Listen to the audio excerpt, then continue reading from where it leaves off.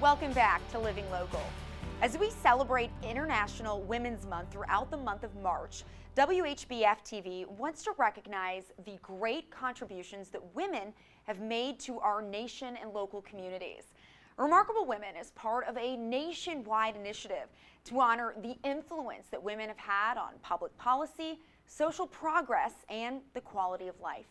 Joining us via Zoom today is Cynthia Tidwell. She is the president and CEO of Royal Neighbors of America. Cynthia, thank you so much for joining us.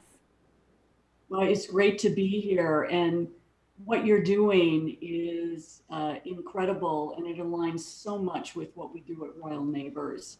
We're about empowering women in so many facets of their life.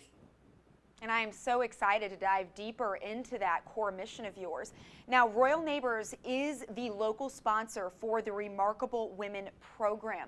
What motivated you to participate in this program? Well, empowering women is part of our DNA. So whenever we see another organization trying to promote and excel women's empowerment, we want to be where the action is. We want to help make that possible. Most of our philanthropy money, or the money that we spend out in the community, not all of it, but most of it, is geared towards helping women get to a better place. And this is a wonderful program, both at a local level and a national level, that will put the spotlight on women, especially during Women's History Month. Now, Royal Neighbors of America just celebrated 125 years as an organization. Can you tell us a little bit more about your founders and your mission? Well, Royal Neighbors was founded by 9 strong visionary women.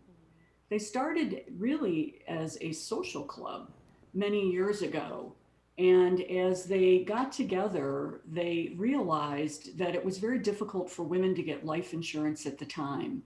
And they decided that they were going to do something about that. So think back to rural America. Women really didn't get an education, couldn't own property, and they couldn't even get life insurance on their own lives. So these women decided that they weren't going to just socialize, they were going to mobilize and not only fight for life insurance for women, but also to do good things in the community where it was very needed. Cynthia, that is such an inspiring story. And I understand that you were one of the first to recognize the importance of providing life insurance for women. What inspired that innovation? Well, you think today it's amazing. Women couldn't get life insurance back then. But women really were not in the workplace in full force. And if they were working at all as secretaries or teachers, once they got pregnant, they were expected to really be at home, raise the children, run the family. But if a mother died versus a father with no life insurance, many times the family had to be split up and the children had to be separated, because there was nobody back there to take care of the children. Life insurance helped change that. Obviously, helping to support the family can never take the place of a mother, but at least the family didn't have to break up in those situations. And how has the need for women to have life insurance changed over the years? Just like the social issues back in the day when we were founded were different in some ways. In some ways, they're not. We're still trying to make sure that women can provide for their families in case something happens to them. Today, more than ever, 40% of households, the woman is either the sole or the primary breadwinner. 40% of households. Now, if that mother is no longer in the picture, many things still have to occur for that family not to be in a devastating situation. You want to ensure that your children can still go to school. You want to ensure that they can stay in the home or the neighborhood where they're at, and that they can actually stay together as a family.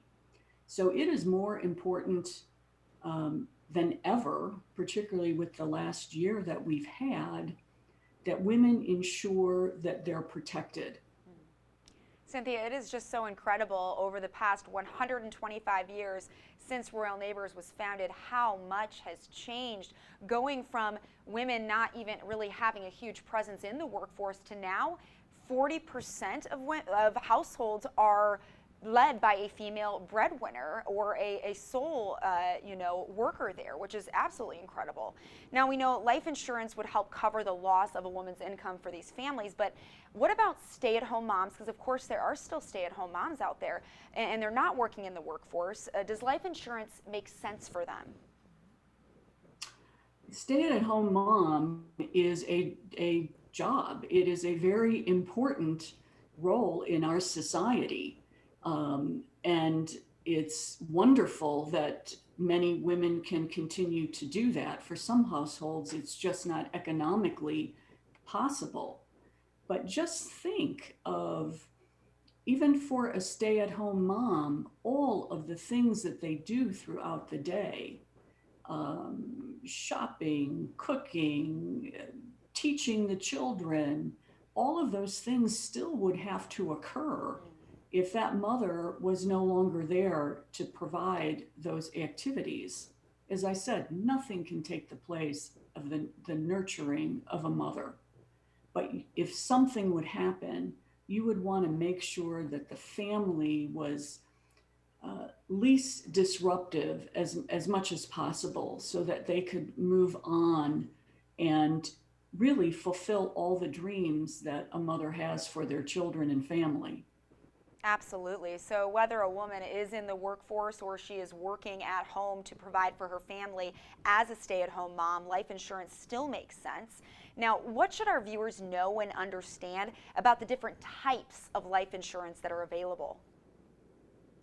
Well, most people only buy life insurance a limited number of times in their life. So um, while some people make it complicated, it really isn't all that complicated. And there are many, many great advisors that can advise. But in a nutshell, there's really two basic types. Now, there's many variations of these types. But you either have term insurance or you have whole life or universal life insurance, which is called permanent insurance. So term insurance, think of it as you're renting insurance for a period of time. So you get a policy and it might be for 10 years, 20 years, 30 years, and you're paying your premiums. But at the end of that period of time, the coverage stops. Because of that, it tends to be more affordable, but it doesn't have the longevity of a permanent policy. A permanent policy, like a whole life policy, you purchase it, they can never take it away from you if you get sick. As long as you pay your premiums, the premiums are set, they can't go up, and you have it forever. But it does tend to be more expensive. The other thing I want to point out so sometimes it's a good idea to get some whole life that you'll have forever and maybe some term for a shorter period of time while the children are growing up, get them through school. And then when all of those things are out of the way, you may not need quite as much. But you can also tap into life insurance while you're alive. There are many riders that provide different types of coverage should you get sick or need to tap into those proceeds even short of death. So people shouldn't look at it just as this is only beneficial if I die. Well, thank you so much for clarifying that and the two basic types of life insurance. Now, earlier you mentioned that Royal Neighbors is a fraternal benefit society. What does that mean? Well, that's an old time way to say that we're a socially conscious membership organization. You see so many companies now trying to establish themselves as caring and concerned about the community and giving back. And we've been doing that for 125 years. That's who we are.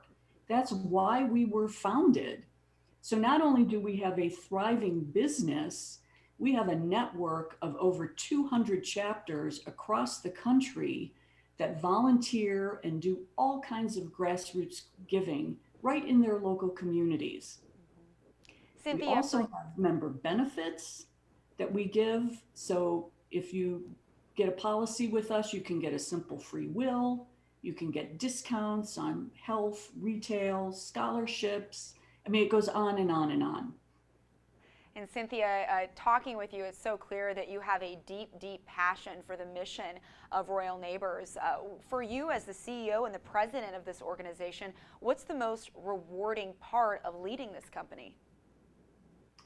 Well, as a CEO, CEOs by nature tend to be competitive. We want to win. We want our companies to win. We want to be the best. But we have two purposes.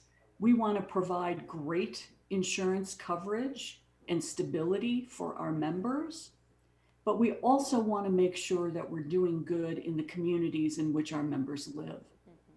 And I've worked for many other types of companies, stock companies, where it really is only just about the business.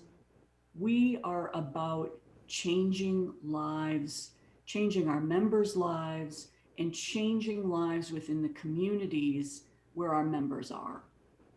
Well, Cynthia, cannot thank you enough for partnering with WHBF TV for our Remarkable Women campaign and for taking the time to join us today. We thank you so much. Thank you. I can't wait to see the finalists that you pick. It's a wonderful program. Thanks for having me. If you'd like some more information, you can go to royalneighbors.org. We'll also have those details posted on ourquadcities.com. Coming up next on Living Local, meet our Pet of the Week up for adoption from the Humane Society of Scott County. That is just ahead.